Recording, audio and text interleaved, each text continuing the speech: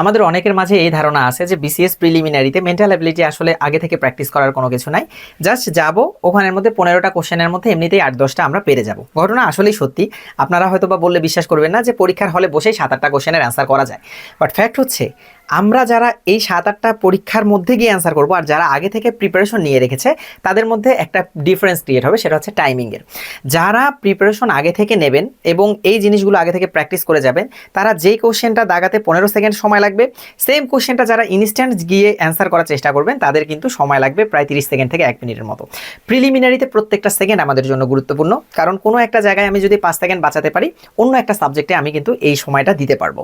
So এই জন্য যারা ভাবছেন যে আমরা পরীক্ষার হলে গিয়ে মেন্টাল অ্যাবিলিটি ক্লিয়ার করে ফেলবো একদম, এরকম চিন্তাভাবনা থেকে সরে এসে আমার মনে হয় মেন্টাল অ্যাবিলিটির একটা প্রপার প্রিপারেশন নিয়ে পরীক্ষার হলে যাওয়া উচিত। আর এই প্রিপারেশনকে আরও একটু গুছিয়ে নেওয়ার জন্য হালকেস্টাইন জব অ্যান্ড স্কিলস আপনাদের জন্য আয়োজন করেছে মেন্টাল অ্যাবিলিটির একটা শর্ট কোর্স, যেটা মাত্র 299 টাকা।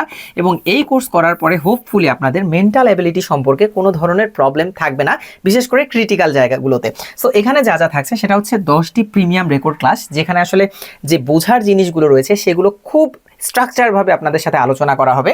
এরপরে পিডিএফ লেকচার শিট, 5টি হোমওয়ার্ক, 300+ প্রশ্ন বিশ্লেষণ। এইটাই হচ্ছে সবচেয়ে ইম্পর্টেন্ট জায়গা, কারণ আমরা জানি মেন্টাল অ্যাবিলিটি কিন্তু কোশ্চেন মোটামুটিভাবে রিপিট কোশ্চেন আসে। সো যে কোশ্চেনগুলো রিপিট হবে, যদি আমরা কোশ্চেন অ্যানালাইসিস থেকে বা প্রশ্ন বিশ্লেষণ করে যাই সেগুলোর ওপর, তাহলে কিন্তু দেখা যাবে যে আমরা ইজিলি এই উত্তরগুলো করতে পারছি। সো এই 300+ প্রশ্ন বিশ্লেষণ আমাদের জন্য খুবই ইম্পর্টেন্ট। এরপরে থাকছে হচ্ছে মোটিভেশন বলতে আপনারা বুঝতেই পারছেন যে আসলে এক্স্যাক্টলি কিভাবে আমরা করব, বা অলরেডি যারা কোয়ালিফাই করে গিয়েছে তারা কিভাবে এক্সামগুলো দিয়েছে এই সম্পর্কিত কথাবার্তা হবে।